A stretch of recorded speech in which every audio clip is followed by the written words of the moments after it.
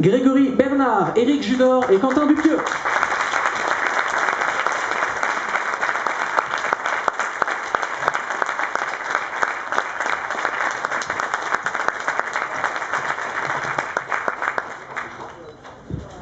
Alors je vous remercie de bien vouloir couper vos téléphones portables ou les mettre sur silencieux ou vibreur ou voilà, ou sortir, ainsi que de bien vouloir avoir l'amabilité de lever la main afin que nous puissions vous donner le micro. Y a-t-il une première question dans la salle? Monsieur, et ensuite là-bas. Oui, bonjour. Alors félicitations pour ce film qui est bien farfelu. On voudrait savoir un petit peu comment vous... On voudrait savoir comment vous procédez pour l'écriture et si vous consultez vos comédiens pour les idées et les gags. Je ne sais pas. Vous me regardiez? Oui. Ou vous, Oui. monsieur Quentin Dupieux, et monsieur, peut-être le producteur, puisque vous travaillez souvent ensemble. Et voilà, est-ce que vous partagez vos idées ou est-ce que vous travaillez ensemble? J'ai un processus bien à moi pour l'écriture. J'ai pas envie de vous le révéler aujourd'hui, parce que sinon tout le monde va pouvoir faire les mêmes films que moi. Mais j'ai un Non, en fait j'écris, je relis, je réfléchis, comme tout le monde en fait. Et puis mes amis me donnent leur avis. Et puis tu fais partie de mes amis. Ensuite on tourne le film, on se rend compte si les scènes sont réussies ou non. Enfin c'est complètement banal, c'est comme tous les films en fait. Voilà. C'est pas si banal que ça, parce qu'effectivement, il n'y a vraiment pas d'intervention. Ou très peu. Oui, moi si je peux me permettre, il ne me demande pas du tout mon avis. Hein. Il s'en fout, à la limite, même je lui donne, et il va à l'inverse de mon avis, généralement. Donc, on a la chance d'être ses premiers lecteurs et de partager nos éclats de rire, notre enthousiasme, mais il a un point de vue très très personnel. Il fait style, il est ouvert aux propositions, mais en réalité pas du tout. Ça donne ses films en même temps. Du coup, voilà. Bonsoir. Voilà, une autre question dans la salle. Monsieur là-bas, ensuite.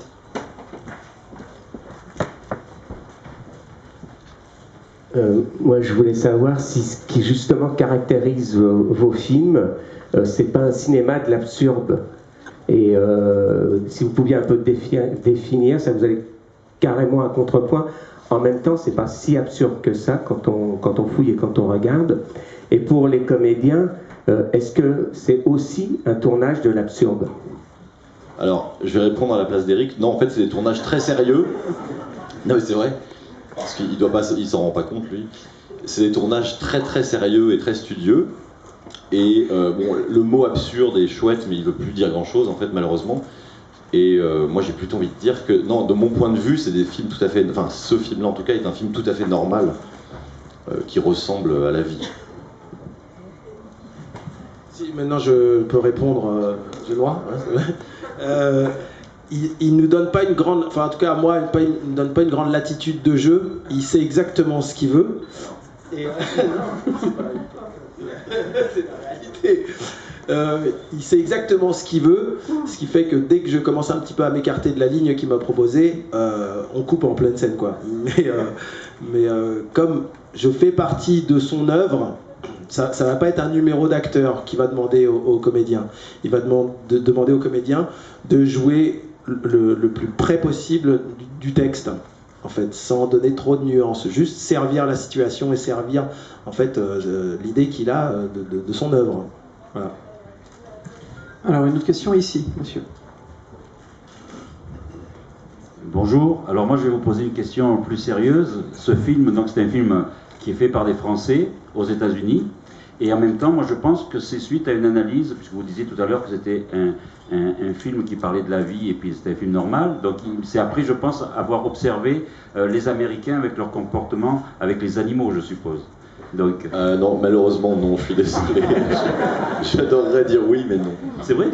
Non, absolument pas. Enfin, non. Moi j'observe les chiens depuis très longtemps, avant mes voyages aux États-Unis. Et non, ce n'est même pas mon point de vue sur l'Amérique, c'est complètement détaché du pays. En fait. Alors qu'est-ce qui fait que vous ayez fait le film aux États-Unis? Parce que la production, parce que c'est vrai que c'est un ovni dans le cinéma américain, votre film. Alors je vais laisser Grégory répondre, puisque c'est son rôle. Merci de poser cette question. Non, mais avec Quentin, on a un petit peu décidé ensemble de cette ligne éditoriale et d'aller tourner des films en anglais là-bas, parce qu'on pense que voilà, les artistes français qui ont une dimension internationale peuvent tourner en anglais.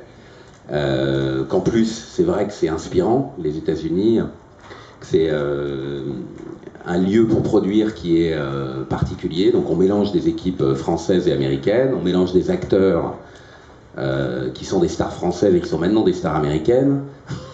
Et voilà, donc c'est un petit peu le pari qu'on fait, c'est de faire des films indépendants français en anglais aux États-Unis. Et dans cette démarche, on trouve, je dirais, une énergie complètement nouvelle et quelque chose de très excitant. Et si je peux ajouter, c'est très agréable d'être exotique pour les Américains. Voilà, ça les met dans un climat particulier, je pense, parce que je parle pas très bien anglais, on peut le dire. Je me débrouille. Non, enfin, voilà.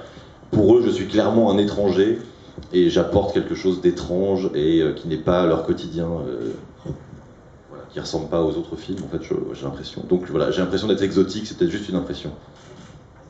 Une autre question dans la salle, monsieur ici.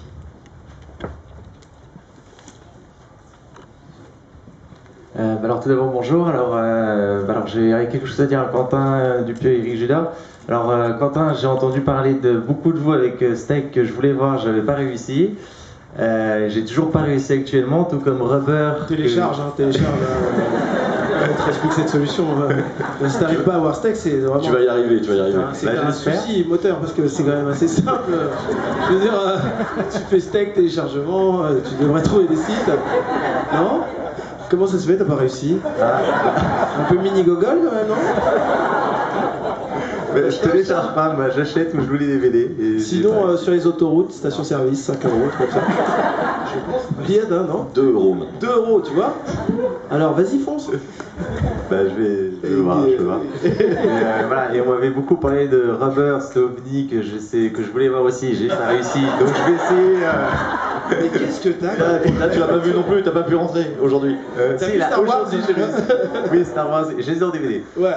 Mais voilà, et donc j'ai enfin réussi à voir votre film. Effectivement, je confirme, vous faites vraiment des ovnis et j'ai beaucoup aimé. J'aime bien les films assez délirants et donc voilà. Celui-là, t'as réussi à le voir en fait, ouais? Oui, ah oui. oui. Putain, la chance. Voilà. Voilà, donc je voulais vous dire ça, Quentin. Et Eric, alors vous êtes un de mes acteurs fétiches depuis La Tour Montparnasse Infernale. Merci. Tu l'as vu?